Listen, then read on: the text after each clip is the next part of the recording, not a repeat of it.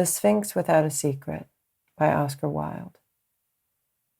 One afternoon, I was sitting outside the Café de la Paix, watching the splendor and shabbiness of Parisian life and wondering over my vermouth at the strange panorama of pride and poverty that was passing before me, when I heard someone call my name. I turned round and saw Lord Murchison. We had not met since we had been at college together nearly 10 years before, so I was delighted to come across him again, and we shook hands warmly. At Oxford, we had been great friends. I had liked him immensely. He was so handsome, so high-spirited, and so honorable. We used to say of him that he would be the best of fellows if he did not always speak the truth, but I think we really admired him all the more for his frankness. I found him a good deal changed. He looked anxious and puzzled, and seemed to be in doubt about something. I felt it could not be modern skepticism, for Murchison was the stoutest of Tories, and believed in the Pentateuch as firmly as he believed in the House of Peers. So I concluded that it was a woman, and asked him if he was married yet. "I don't understand women well enough," he answered. "My dear Gerald," I said, "women are meant to be loved, not to be understood." "I cannot love where I cannot trust," he replied. "I believe you have a mystery in your life, Gerald," I exclaimed. "Tell me about it." "Let us go for a drive," he answered. "It's too crowded here. No, not a yellow carriage, any other color. There, that dark green one will do." And in a few moments we were trotting down the boulevard in the direction of the Madeleine. "Where shall we go to?" I said. "Oh, anywhere you like," he answered. "To the restaurant in the Bois. We'll dine there, and you shall tell me about yourself." "I want to hear about you first," I said. "Tell me your mystery." He took from his pocket a little silver-clasped morocco case and handed it to me. I opened it. Inside, there was the photograph of a woman. She was tall and slight, and strangely picturesque with her large, vague eyes and loosened hair. She looked like a clairvoyant and was wrapped in rich furs. "What do you think of that face?" he said.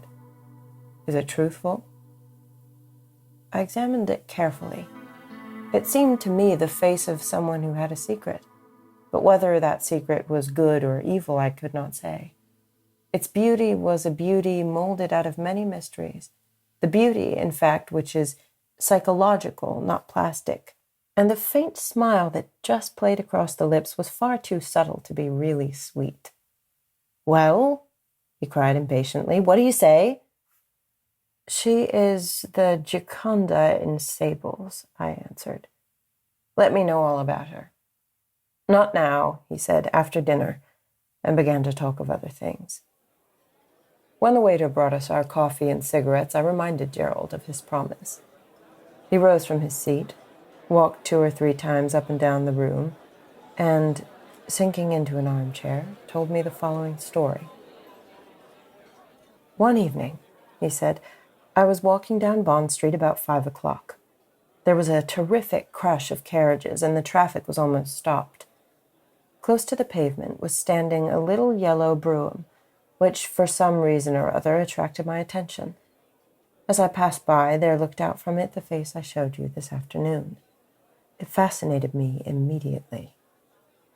All that night I kept thinking of it, and all the next day.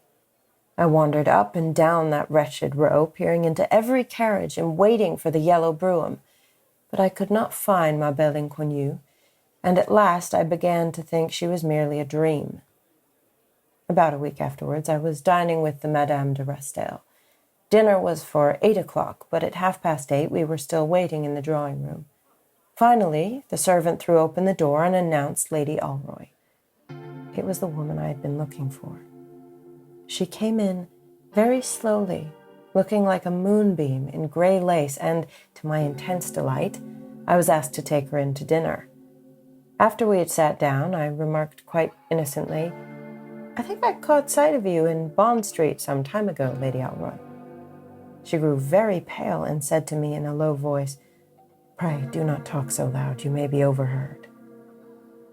I felt miserable at having made such a bad beginning, and plunged recklessly into the subject of the French plays.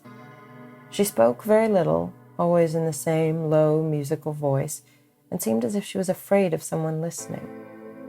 I fell passionately, stupidly in love, and the indefinable atmosphere of mystery that surrounded her excited my most ardent curiosity. When she was going away, which she did very soon after dinner, I asked her if I might call and see her. She hesitated for a moment, glanced round to see if anyone was near us, and then said, "Yes, tomorrow at 5:15. I begged Madame de Rastel to tell me about her, but all that I could learn was that she was a widow with a beautiful house in Park Lane, and as some scientific bore began a dissertation on widows as exemplifying the survival of the matrimonially fittest, I left and went home. The next day I arrived at Park Lane punctual to the moment, but was told by the butler that Lady Alroy had just gone out. I went down to the club quite unhappy and very much puzzled, and after long consideration wrote her a letter, asking if I might be allowed to try my chance some other afternoon. I had no answer for several days, but at last I got a little note saying she would be home on Sunday at 4, and with this extraordinary postscript: "Please do not write to me here again. I will explain when I see you." On Sunday she received me and was perfectly charming, but when I was going away she begged of me, if I ever had occasion to write her again, to address my letter to Mrs. Knox, care of Whitaker's Library, Green Street. "There are reasons," she said, "why I cannot receive letters in my own house." All through the season I saw a great deal of her, and the atmosphere of mystery never left her. Sometimes I thought that she was in the power of some man, but she looked so unapproachable that I could not believe it. It was really very difficult for me to come to any conclusion, for she was like one of those strange crystals that one sees in museums, which are at one moment clear and at another clouded. At last I determined to ask her to be my wife.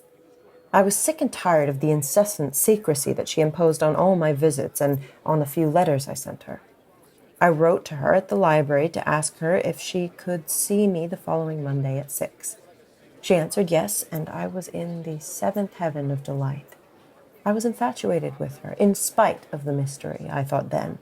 In consequence of it, I see now. No, it was the woman herself I loved. The mystery troubled me, maddened me. Why did chance put me in its track? "You discovered it, then?" I cried. "I fear so," he answered. "You can judge for yourself." When Monday came round, I went to lunch with my uncle, and about 4 o'clock found myself in the Marylebone Road. My uncle, you know, lives in Regent's Park. I wanted to get to Piccadilly, so I took a short cut through a lot of shabby little streets. Suddenly, I saw in front of me Lady Alroy, deeply veiled and walking very fast. On coming to the last house in the street, she went up the steps, took out a latchkey, and let herself in. "Here is the mystery," I said to myself, and I hurried on and examined the house. It seemed a sort of place for letting lodgings.